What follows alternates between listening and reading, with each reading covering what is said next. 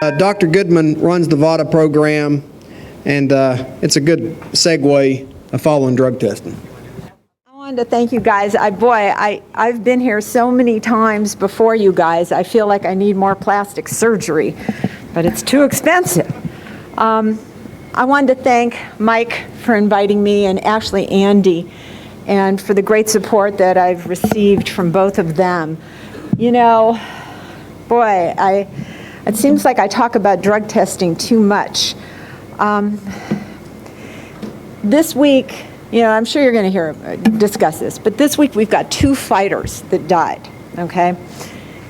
And for the longest time, when I was with the Nevada Athletic Commission, and make sure I do this, and this is kind of my background. I think most of you know me, or hopefully you can come up and talk to me after, but I think it was something we preached over and over and over again. What are the risk factors that are going to cause these fighters to suffer a terrible injury in our fight?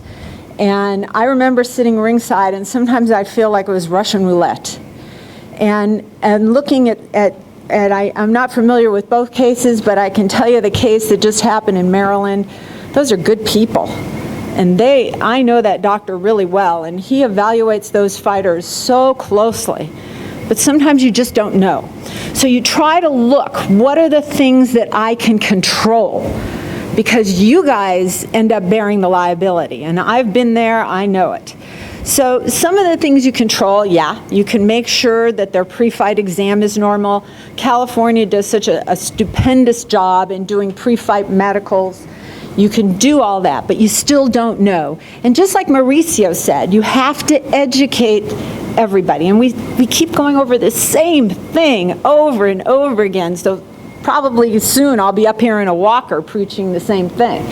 But the bottom line is you have to keep looking, because if you stop looking, then why be there? Why be there?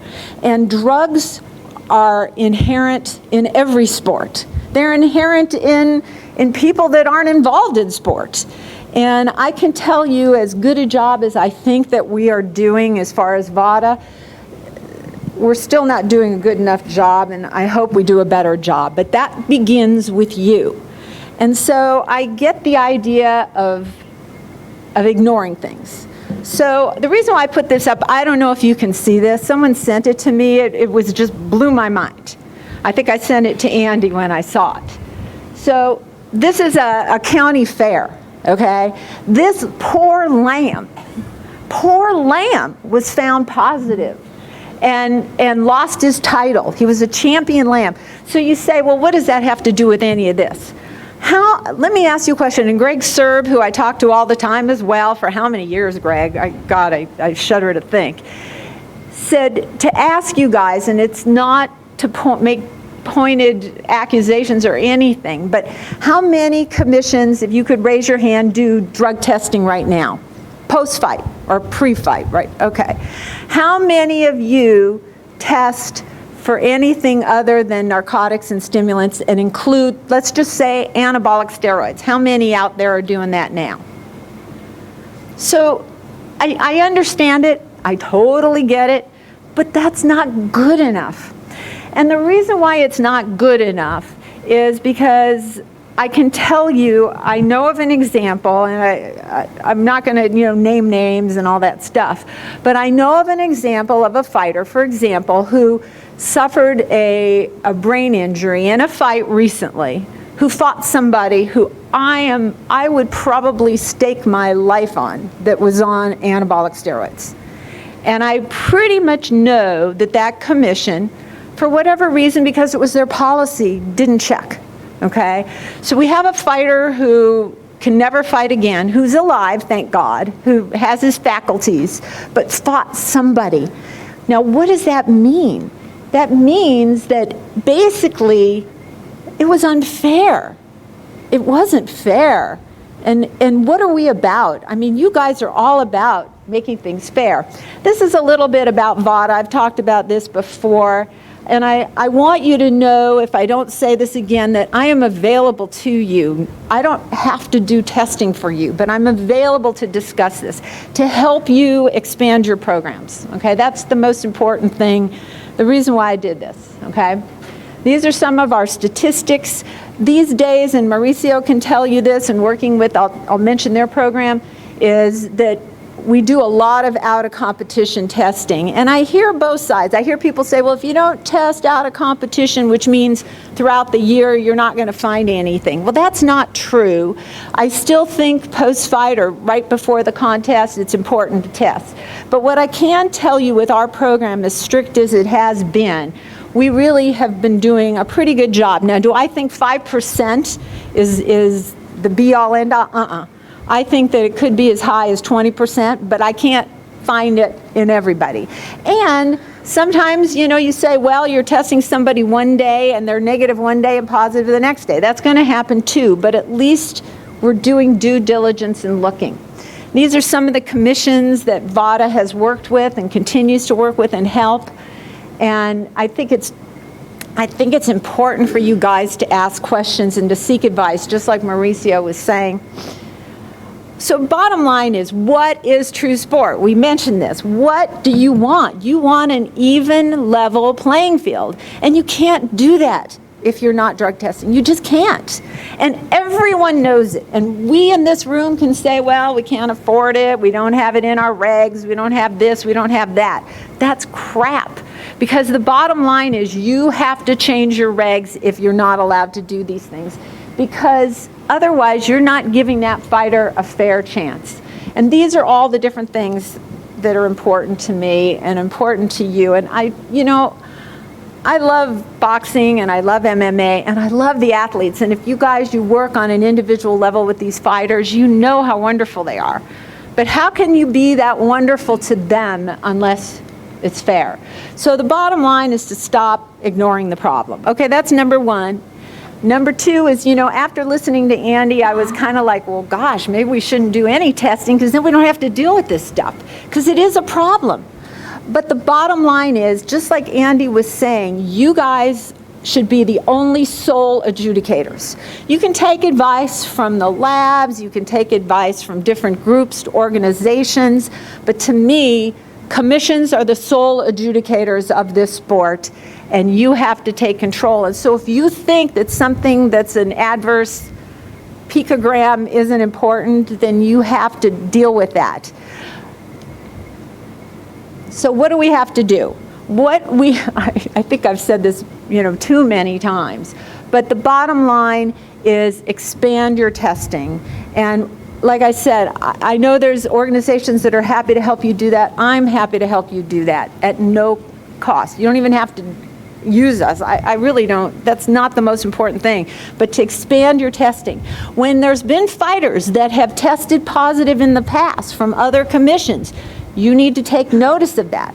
Because how fair is that? You know, we just had a contest where one fighter didn't even know the other fighter had a positive test. And, you know, you can argue the pros and cons of that and what the body was going to adjudicate it as, but still, there's a problem. And no offense to Quest or LabCorp or Instatest and all these things, but they're not good enough for your needs. You know, Andy was talking about SARMs or Osterine. Well, you're not going to find that. You're not going to find that at Quest. I'm sorry, bottom line. So, you know, you can look like you're doing something or you can really do something. So I know Dr. Eichner from the head of the SMARTA lab is going to be here. I can't remember if it's Tuesday or Wednesday. You know, he'll talk to you about this.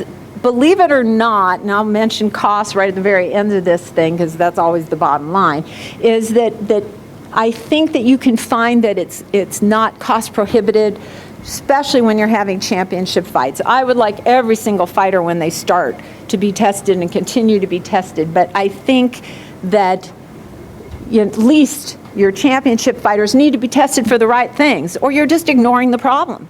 You know, you can just ignore it and say, don't do any testing. But if you're not testing for the right thing, then you're not doing a good enough job.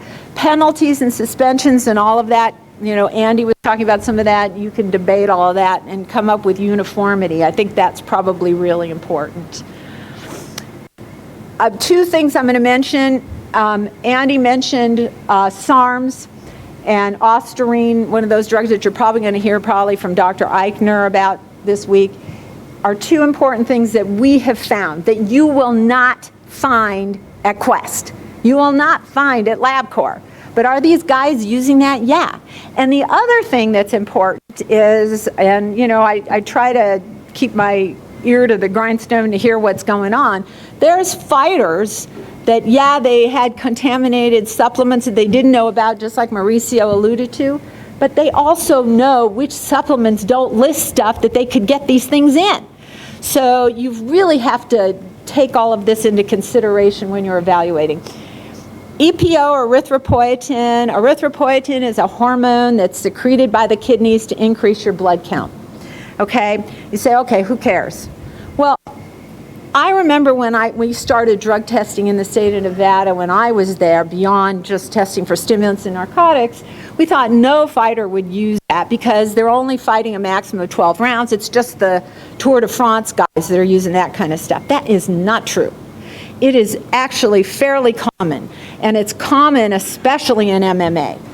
And I think the boxers are just starting more how to learn how to use it. But it is much more common than you think.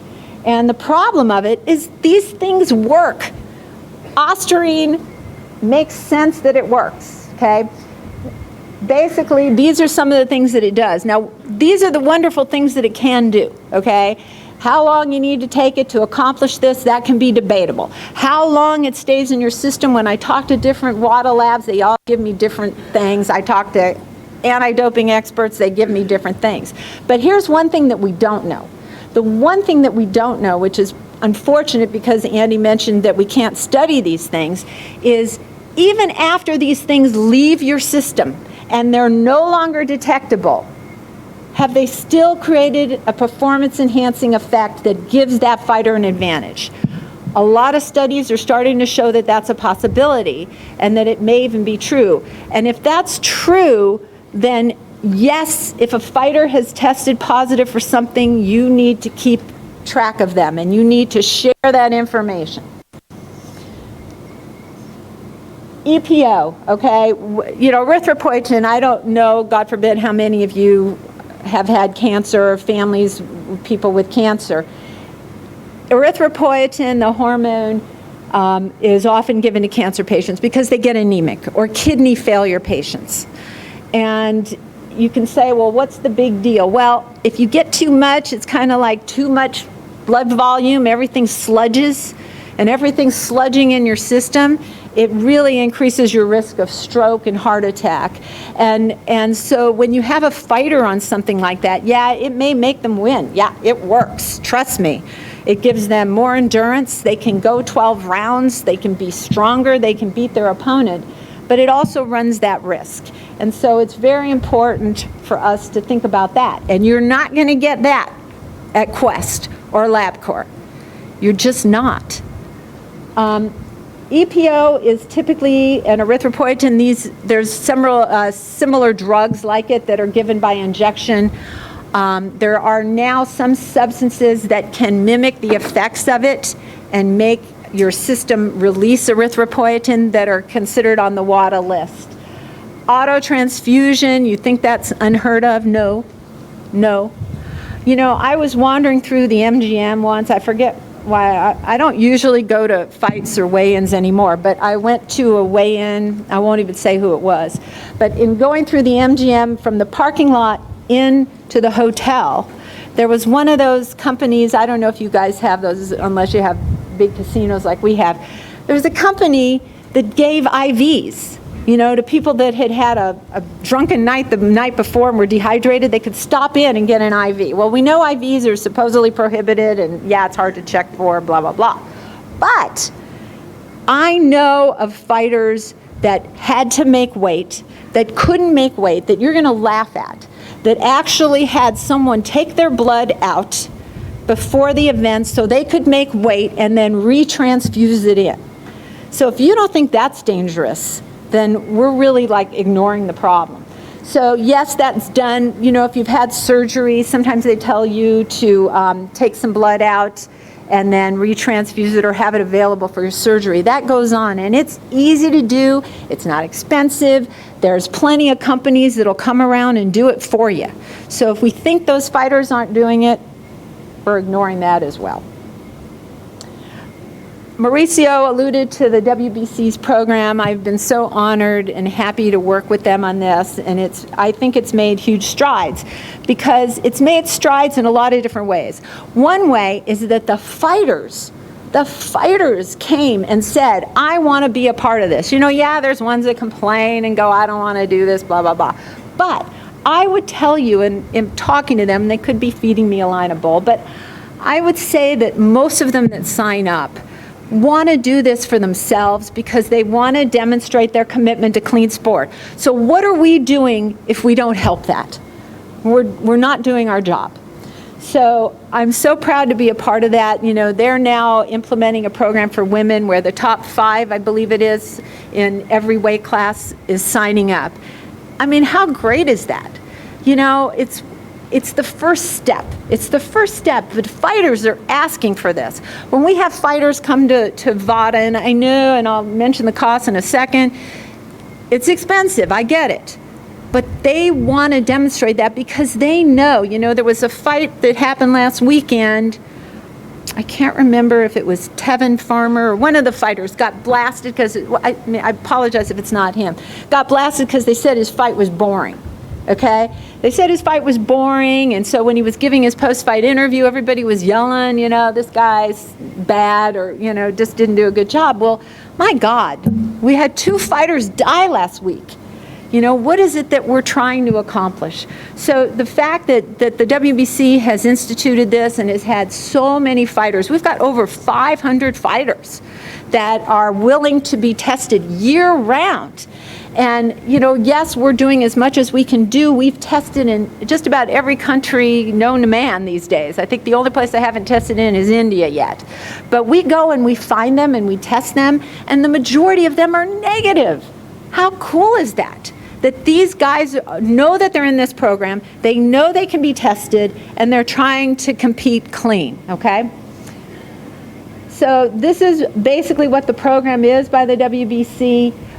They share results. They're willing to share results. And when you have fighters, you know, we give the results to BoxRec that I see in the back so that you can check. So if you're checking suspensions, you know, who was on suspension for this or that, it's important, even if there was no suspension given because it was out of competition and the fighter didn't have a fight, you need to know who could be doping, okay?